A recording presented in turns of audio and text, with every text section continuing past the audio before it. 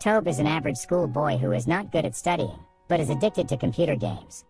He and his friends even keep playing video games in the middle of the class. He wins money from games and helps himself with it. He takes a credit card from their old butler and connects it with his game when he wins a lot of money. He takes this money and goes to buy himself a brand new car. When he brings the car to his school, he gets called to the office. His teacher wants to call his parents, but he says that instead of calling his parents, they can cut his merits, to which his teacher says that he doesn't even have enough merits. He doesn't accept his defeat and says that he will pay for the new neon sign school, but his teacher says that he cannot bribe the school, and he gets very upset with Tobe, saying that why can't he be like his siblings and graduate like a good student? His teacher says that he is worried about how he is going to make a living for himself and lets him go after a little more scolding. When he comes back outside, all the students are gathered around his car, looking at it in amazement. He ignores them and takes his girlfriend with him and buys her food while they drive around the town in a new car. He comes home very late, parks the car outside, and asks his butler to bring it inside while he tries to sneak in without waking his parents. Butler doesn't know much about cars and accidentally set the alarm, startling him. When he goes inside, his parents are waiting for him near the stairs. His dad scolds him for coming home this late and also for buying a car. He says that if Tobe continues to waste money like that, they will go bankrupt soon. Tobe says that it was his money that he earned from online gaming, but his dad says that he should study seriously or be ready for consequences and goes away. His mother says to him that they only want him to study properly and says that he should not worry them too much. She also goes away. His gaming addiction didn't stop over the years, and it is time for him to go to university. He doesn't get accepted in most public universities. He still doesn't get serious and goes to buy a PlayStation and a DVD player to continue gaming.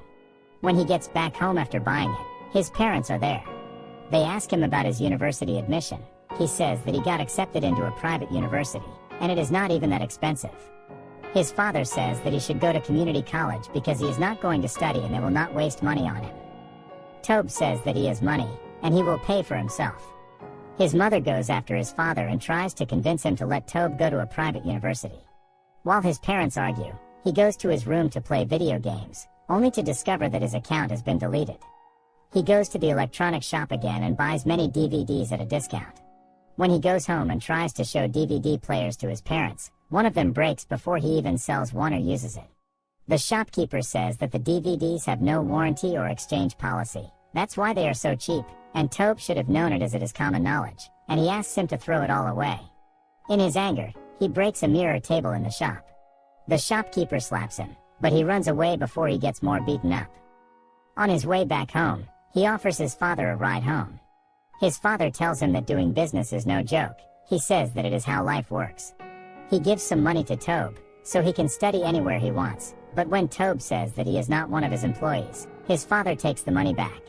He takes his dad's amulet from his house, puts it on pawn in a shop, and takes $100,000 as a return. He goes to school with that money. In school, he doesn't get very serious again and keeps skipping classes. He goes to the auditorium and sees his girlfriend and other people practicing for a drama. She comes to him after rehearsal, but refuses to go out with him as she has her classes and later rehearsal for her drama. He goes to a market where there are different kinds of machines being sold and there is free food to try the food the machines are making. He interestingly listens to a person explaining the qualities of chestnut making machines. He says that it is the first one in the whole country and they have imported it from Japan. Tobe takes great interest in it and buys it even though it was expensive, saying that as he will be the first one to have it, it will be great for him. When he comes back home, his father gets angry, and says that he can buy it much cheaper at weekend markets than the money Tobe just rented it for. The next day after school, he goes to an old man selling chestnuts and asks him about the process and all the techniques for chestnuts. He continues his research and goes to different people to gather information. He applies all these techniques at home, trying to make the best chestnuts. When he makes his first batch, he makes his butler try it. Then he goes to his mother, who says that it is very delicious. When his father is in a meeting with a friend, they keep eating chestnuts. His friend asks where he gets them from because they are delicious, and he says that Tobe is roasting them, and his friend says that his son is very hardworking. In a mall, he buys a spot to set up his chestnut stand. There are a lot of other shops near that corner selling different kinds of eatables. He and his butler Twang work together on the first day. Tobe asks why they sell so little. The old man says that he cannot yell as loudly as another seller because he is not that energetic anymore. Tobe says that they have to sell it, and for that, they have been loud and repetitive. They kept their voices loud this time, calling people over with their voices and hand signals. He goes to a local market for clothes, and there he meets his girlfriend, and they talk for a while. When she tells him that she doesn't get paid for her acting, he gets pissed and says that this is unfair. When he is talking to her, he gets a phone call from his butler. The old man tells him that business is not good today and all the other shops are packed around them. When he comes back, she gets suspicious and asks him whom he was talking to, but he says that it was only Twang and she doesn't have to worry about anything. Tobe sees people getting donations and gets an idea from that. Tobe comes back and asks to move his stall, but they refuse to say that he cannot move it. He tries to say that he will leave it, but they say that he can leave but he will get no refund because it was written in the contract. The manager says that after the end of the month there will be a free spot, and if he wants to move there, he will have to sign the contract now. The manager says that it is a prime location and he will earn his rental back in no time. Tobe is in the class taking his exam when his phone keeps ringing in his back. At first, he doesn't pay it any mind, but after a while, he stands up and takes out his phone. His teacher says that if he picks up his phone, she will report him for cheating. He thinks for a while and then takes his bag and phone and walks out of the classroom. After listening to the call, he quickly comes to the mall with a bag of chestnuts and is very happy to see a lot of people in his stall on their first day. He says to the old man that they should open more branches, but he says to slow down. But Tobe is determined, and he opens another stall soon. At his new branch, his girlfriend meets him and says that they aren't dating anymore because she doesn't know anything about him and someone else told her about his business. She says that she is worried about his future. He calls his friend, who told her, but his friend says that she was thinking Tobe was cheating on her, so that's why he has to tell her. At the mall, the manager says that his stall is causing damage because the smoke is turning the ceiling yellow, and if he doesn't have any way to fix it they will have to cancel his contract. Tobe says that he will fix it. He, with the help of old man Twang, paints the ceiling himself. They ask him to paint after the mall closes, so the customers are not disturbed. At night, he paints the ceiling with the help of his mother. He is left with a little portion when security comes and asks him to leave because his time is over. Tobe asks for little time but no use, and he gives little money to the security guard, but the officer returns his money and asks his mother to discipline her son by asking them to leave with all their belongings. His mother says that he should apply for a passport tomorrow, but he is determined to fix the problem and says that he has time and will fix this in the morning. But his mother says that they are moving to China at the end for his siblings because they are in a lot of debt. He gets very angry and says that he doesn't know anything about this when he is part of the family. He angrily asks his mother about how much debt they are in. He says that his chestnut business is doing well and he can pay their debt. His mother just keeps crying and tells him to come with them so they can be together at least.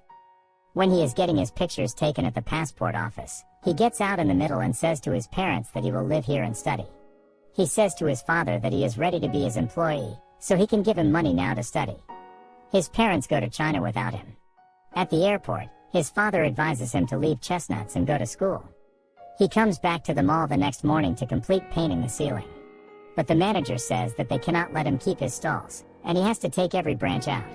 He is laying in his house side when he sees some ladies reading something on his door. When he goes out and sees what is it, he is disappointed to see that it is a bankruptcy notice from the court.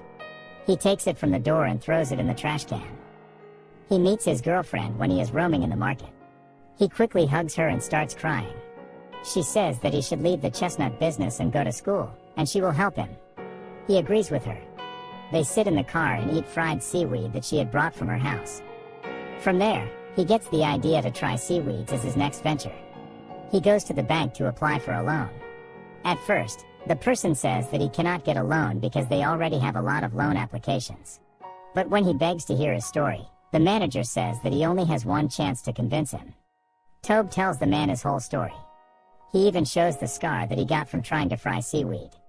He tells the man further that he brought a lot of seaweed but, unfortunately, it went stale. He says that he went to a food and nutrition university, told his story there, and got some useful information like vacuum packing to avoid stalling from there. After coming back from the bank, he buys a lot of seaweed, and he and Twang start frying it to find the best condition. He continues his story further. Twang checks the seaweed and tries again and again with different techniques to get the perfect seaweed. Twang says that they need to buy more seaweed as they are not quite there yet. Tobe promises to buy more and sells his computers and other old gadgets to do so. Twang is discouraged and says he doesn't want to do it anymore because they've already squandered so much money, but Tobe says they can't give up and that once they get it right, they'll make the money back in no time. He gets a call from his girlfriend reminding him that it is their last day of registration. As a result, he arrives on time and registers for his classes. He comes back at night with the boxes of seaweed when it is raining outside. He calls Twang to ask him to fry more seaweed but gets no response. When he goes back to search for Twang, he finds him lying there, unconscious and bleeding from the head. Tobe brings his uncle to the hospital and sits in the waiting area holding a packet and waiting for any news. Luckily, Twang is fine and will be discharged in a few days. He makes Twang check the seaweeds he fried. Luckily, he says that this time they are good enough and they can sell them. They started their business again and started selling seaweed, which surprisingly started on a good note. Tobe's mother calls him to say happy birthday to him. She says that his father wants to talk to him. His father says that he should study hard so they can call him to China next semester. He says that he already bought his tickets and will send them to him. Tobe forces his father to tell him the truth about debt. His father hesitates at first but finally tells. On top of that, they have to pay $40 million, leaving him in total shock. When he comes back, he finds another notice on his house. He doesn't know what else to do and keeps wandering in the neighborhood sadly. All the time, he is listening to different speakers on the radio but doesn't get any useful information. Finally, he finds out about a company called 7-Eleven that buys and sells products all over the country. He goes there with his seaweed and waits for his name to be called. He even practiced his speech in the bathroom. But he forgets to give his name at reception. When the director comes, she tells him to leave his product as she will have to go into the meeting in 10 minutes. He says that 10 minutes are fine, but he wants to present his product. But unfortunately, the director doesn't like his product, saying that it has several faults and is even expensive for them. But before she goes away, she tells him that most selling starts in urban areas and then moves to big cities. When he gets back, his girlfriend is waiting for him. She asks why he doesn't say anything to her and says she will help him with anything. But he gets angry and fights with her. He leaves his girlfriend standing outside and locks the door after going inside. He goes inside and lays with Twang.